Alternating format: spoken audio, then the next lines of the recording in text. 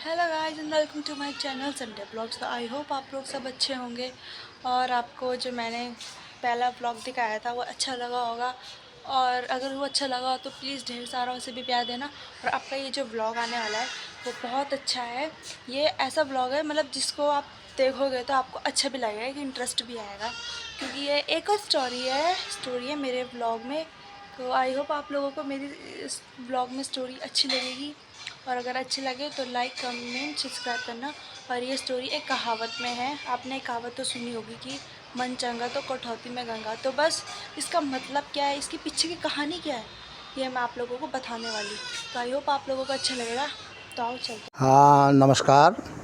मैं ये Sunday blog में आपको जो है ये जो देवी देवताओं की कहानी है जिसमें देवता भी नाचते हैं। तो ये जो है हाँ कहते हैं कि जैसे मन चंगा कठौती में गंगा। तो ये एक बर्मा भगत और रैदास भगत की कहानी है जो मैं आपको जागर रूप में सुना करके इसका हिंदी में बताता हूँ कि क्या है इसका। तो ये आपको मैं सुनाता हूँ। तो ये है कि काशी में जो है एक बर्मा भगत होते हैं। जो बर्मा भगत जो है वो गंगा माई की सेवा करते हैं और सेवा जो है वो सुबह स्नान करने जाते हैं और पूजा पाठ करते हैं और जो है धूप धुएँ करते हैं। और उनको ऐसे करते करते कई जुग बीत जाते हैं, लेकिन उनको गंगा माई कभी दर्शन नहीं देती है। तो ऐसे उनका ये रोज़ चलता रहता है। तो जैसे वो एक दिन जा रहे थे तो रास्ते में जो है उनको रैदास भगत की दुकान दिखाई दी। तो रैदास भगत जो है वो अपना जो है दुकान में काम कर रहे होते हैं और चमड़े का काम करते हैं, जूते वूते बनाने का काम करते हैं और अपना जो है काम करते हैं, लेकिन परमात्मा का नाम लेते रहते हैं। तो वो परमात्मा के सच्चे भगत होते हैं। तो वो रैदास भगत जो है ब्रह्मा भगत को कहते हैं कि भाई आप कहाँ जा रहे हो, आज कहाँ जाते हो तुम रोज़ रोज़। तो वो कहते हैं कि भाई मैं जो है गंगा माई की सेवा करने जाता हूँ, गंगा माई के मैं भक्ति बना रहा हूँ और रोज़ मैं उनकी भक्ति करने जाता हूँ।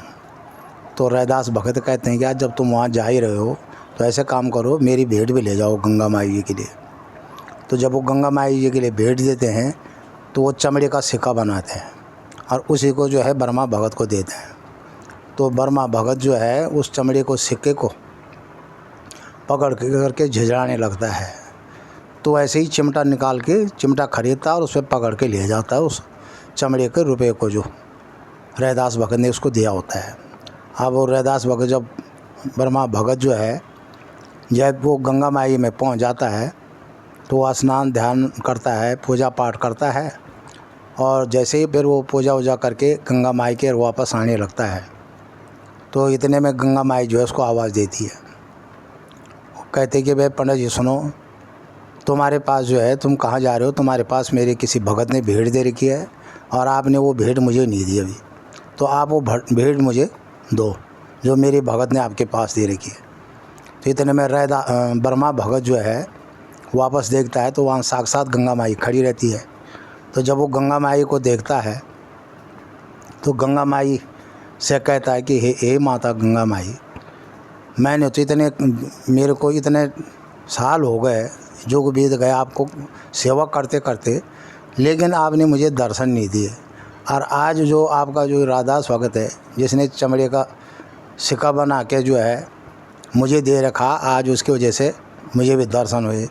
तो ऐसा क्यों है, मतलब कि आपने जो है उसकी वजह से दर्शन दिए और मेरे को दर्शन क्यों नहीं दिए। तो गंगा माई ने कहा ठीक है, ये मैं आपको बताऊंगा, समय आने पे मैं आपको बताता हूँ, मैं स्वयं आपके घर चल के आऊँगी और आपको दर्शन दूँगी।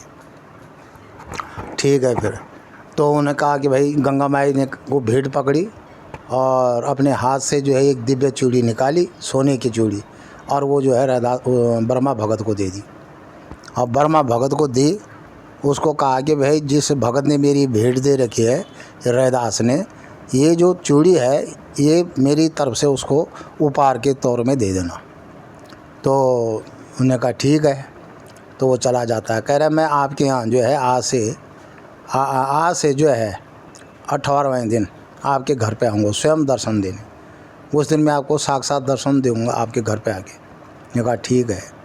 अब वो जब सोने की जो चूड़ी थी उसको लेके ब्रह्मा भगत वापस अपने घर की तरफ आता है, तो उसके दिमाग में और दिल में जो है वो आ जाता है, मतलब जो है धोखा आ जाता है। वो कहता है कि भाई ये चूड़ी मैं रैदास को ना दे करके और सीधे अपनी बामणी के लिए ले जाता हूँ और अपनी बामणी को दूंगा, तो वो बड़ी खुश हो जाएगी कि आज मुझे गंगा माई ने दर्शन दिए और उपहार के तौर में जो है ये दिव्य चूड़ी सोने की मुझे दे दी।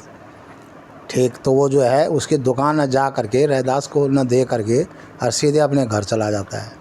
तो जब वो घर जाता है तो घर में जाके अपने पंडिताई से कहता हो कि भाई आज मुझे गंगा माई ने दर्शन दे दिए, और जो है और जब दर्शन दिए तो इसी खुशी में मुझे जो है सोने की चूड़ी दे दी उन्होंने। ठीक है, वो तो वो कहने लग गए उसकी ब्राह्मणी कि मैं इस सोने चूड़ी का क्या करूँगा, इसको तुम जो है राजा के पास ले जाओ, तो राजा तुमसे बड़े खुश होंगे और राजा कुछ इनाम देंगे तुम्हें। तो वो सोने की चूड़ी के लेके जो है जो काशी का राजा होता है उसके पास चला जाता है। अब राजा जो है जब वो चूड़ी देखते हैं तो राजा भी उस चूड़ी को देख के बड़े खुश होते हैं कि वो कहते हैं कि भाई ब्राह्मण कहता है कि मैं तुम्हारे लिए जो है ये जो है भेंट स्वरूप ला रखा हूँ और ये मेरी तरफ से भेंट है। तो राजा को दे देता, राजा उनको कुछ पैसे कुछ दान दत्तीप दे करके वापस कर देते हैं। अब वो जब घर आ जाता है तो उसके बाद राजा अपने जो राजा की लड़की होती है राजकुमारी उसको वो सोने की चूड़ी देते हैं, वो अपने हाथ में पहन लेती है। तो वो चूड़ी इतनी सुंदर दिव्य चूड़ी है कि वो एक ही हाथ में पहन रखी है। तो जो उसकी सहेलियाँ हैं वो कहते हैं कि भाई एक चूड़ी तो ये अच्छी नहीं लग रही, अगर इसके साथ की यही एक चूड़ी और होती है ऐसी तो कितना बढ़िया नहीं लगती, तो इसके साथ के लिए एक चूड़ी और मंगवाओ अपने पिताजी उनसे राजा साहब से। ने कहा ठीक है। तो उसने राजा अपने पिताजी से कहा कि मतलब जो है राजा को कि मेरे लिए जो है एक चूड़ी यही और मंगाओ। तो वो तो गंगा माई ने दी थी दिव्य चूड़ी, तो राजा को भी पता नहीं था कि हमें गंगा माई ने इसको दे रखी है, तो वो सोच रहा शायद पंडित ने दी है। तो फिर राजा ने अपने सुरक्षाकर्मी भेजे और उस पंडित को बुलाया गया। उन्होंने कहा भाई उसको लाओ बुला के, मेरी लड़की ने तो खाना पीना छोड़ दिया, वो जो है दूसरी चूड़ी मांग रही। तो राजा ने जो है पंडित से कहा ब्रह्मा से कि भाई जो है ये मेरी लड़की जो है एक चूड़ी तो ये कह रही कि भाई अच्छी नहीं लग रही, इसके साथ की एक चूड़ी और लाओ तुम। तो उन्होंने कहा ठीक है। अब वो ब्रह्मा जो है वो तो बड़े चक्कर में पड़ गया। उसने कहा यार ये चूड़ी तो गंगा माई ने जो है रैदास भगत के लिए दी थी और मैं धोखे से इसको जो है यहाँ लिया है, मैंने 420 करी, मैंने उसको नहीं दी है चूड़ी, अब क्या होगा कैसे होगा। अब वो राजा को भी सच नहीं बता पाया, बहुत परेशान हो गया। राजा ने कहा भाई तुम ये चूड़ी अगर नहीं लाते हो 3 दिन के अंदर तो तुमको जो है सज़ा दी जाएगी कठोर से कठोर, अगर जो तुमने ये चूड़ी नहीं लाए। वो बड़ा परेशान हो गया, वो अपना वापस घर आया तो बड़ा परेशान। तो उसके पंडित नाई ने पूछा कि क्या बात है आज बहुत परेशान लग रहे हो। उसने कहा भाई ऐसी बात है। तब उसने अपने घरवाले से सही बात बता दी कि भाई ये चूड़ी जो तो गंगा माई ने दी थी अपने भगत रैदास के लिए, लेकिन मेरे मन में पाप आ गया तो मैं इसे जो है इसलिए तेरे पास तेरे लिए ले आया कि तो खुश हो जाएगी। अब तूने राजा के यहाँ पहुँचवाई है, अब राजा जो है इसकी दूसरी चूड़ी मंगवा रहा है, अब मैं कहाँ से लाऊं बताओ। वो तो गंगा माई ने दी थी उस दिन मेरे को, और गंगा माई तो हमारे घर में 18वें दिन आएगी, अब क्या होगा। तो वो परेशान हो गया पंडित। तो उसने कहा भाई तुम उसी रैदास पे जाओ जिसकी वजह से गंगा माई ने जो है ये चूड़ी दी, वही तुम्हारा कुछ उद्धार कर सकता है। तो फिर ब्रह्मा उसी रैदास भगत के पास पहुंचता है और उसको सारी कहानी बता देता है।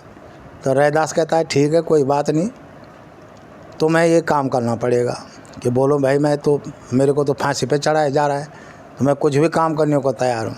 तो उसने कहा जो मेरी यहाँ पे एक कठौती है जिसमें मैंने ये चमड़ा भिगा रखा है, जिसके पैसे बनाया था मैंने चमड़े का, इसी में तुम्हें ये चमड़ा जो है अपने मुंह से निकालना पड़ेगा। आपने चिमटा बनाया था और चिमचा पे बना के ले गए थे आप वो चमड़े का रुपया, अब इसी में से आपको चूड़ी भी मिलेगी, लेकिन आपको जो है मुंह से जो है ये चमड़ा निकालना पड़ेगा। तो आप जब निकालेंगे तो आपको इसी में एक चूड़ी मिल जाएगी इसी के साथ। तो उसने कहा ठीक है भाई, जान तो उसको भी प्यारी थी। उसने उस पानी के चमड़े में जो है जैसे ही मुंह डाला तो उसमें पूरी चमड़े का जो पानी था वो गंगा माई साक्षात उसको दिखाई दी वहाँ भी। अब जब गंगा माई दिखाई दी तो उसको कहीं गुच्छे वहाँ चूड़ियों की दिखाई दिए वही दिव्य चूड़ियाँ। तो उसने कहा वो मत करना, कोई एक ही चूड़ी निकालना जितना तुझे चाहिए। तो उसने साहब जब वहाँ दर्शन हुए, गंगा माई जो है कठौती में दिखाई दी, तो उसने जो है एक ही चूड़ी निकाली और उस चूड़ी के लेके राजा के यहाँ चला गया। तो वहाँ तो मामला शांत हो गया। अब वो 18वें दिन अब जब घर में पहुँचा तो उसने कहा भाई आज जो है मेरे घर में, अपने पंडित ऐसे कहा कि आज गंगा माई मेरे घर में आएगी मुझे दर्शन देने। तो उसने कहा ज़रा ठीक ठाक सजावट करके अपने घर को ढंग से जो है लेप लाप के ठीक ठाक करके और लगा के तैयार करना, आज गंगा माई आएगी। तो उसने सारा घर को सजा रखा अपने। तो जब सजा रखा था उसने तो गंगा माई की राह देख रहा कि आज गंगा माई मेरे घर पे आएगी।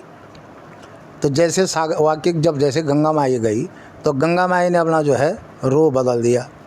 वो एक कामधेनु गाय बन गई और ऐसी कामधेनु गाय बनी कि जिस पे मतलब पीप निकल रहा है, पीप जो है कि पीप चोराया है और बहुत जीर्ण शीर्ण हालत हो रखी है, मक्खियाँ लगी हुई हैं और मक्खियाँ भिन बना रही। तो उसी रूप में धारण करके वो ब्रह्म भगत के जो उसका ब्राह्मण उसके घर में चली गई।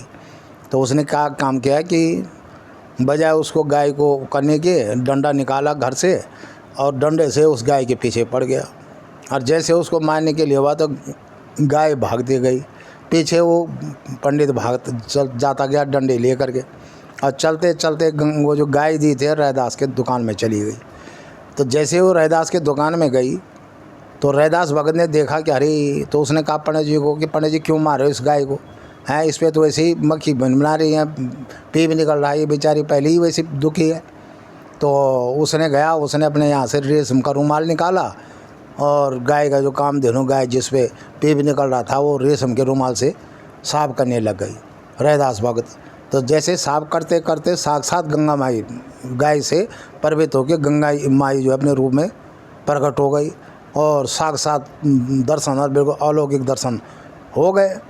तो फिर गंगा माई ने तब कहा पंडित जी से कि पंडित जी तुम में और इस रैदास में यही अंतर है, ये मेरी भक्ति सच्चे मन से करता है और तुम जो है स्वार्थ बस कर रहे थे, ये निस्वार्थ बात कर रहा है। इसे कैसे पता लगा कि मैं मतलब जो है गाय की, इसने तो गाय ही समझ के मेरा जो है पीप साफ करना शुरू कर दिया और आपने सोचा कि भाई गंगा माई मेरे यहाँ बन ढंग से आएगी तो तब दर्शन होंगे। तो उसने कहा मन होता है, अगर मन साफ है तो सब दिखाई देता है सबको। तो इसीलिए उस दिन जो है, इसीलिए तुम्हारा मन में मैल था, मैंने इसीलिए तुम्हें दर्शन नहीं दिए और रैदास के मन में मैल नहीं था तो मैंने इसलिए उसको दर्शन दिए। तुम में और इसमें यही अंतर है। तो इसलिए भगवान की भक्ति जो है हमेशा सच्चे मन और मन से करना चाहिए। उसमें देने लेने से चाहे तुम सोने का टका चढ़ाओ, सोने को, उससे कोई फ़ायदा नहीं है। मन से अगर सच्चे मन से भगवान की भक्ति बनाते तो वो किसी न किसी रूप में आपको दर्शन देगा और उसको पहचाना भी चाहिए। तभी से जो है, इसीलिए ये कहावत बन गई कि मन चंगा तो कठौती में गंगा। यही एक कहानी थी, ये आपको जो सुना है। धन्यवाद, नमस्कार।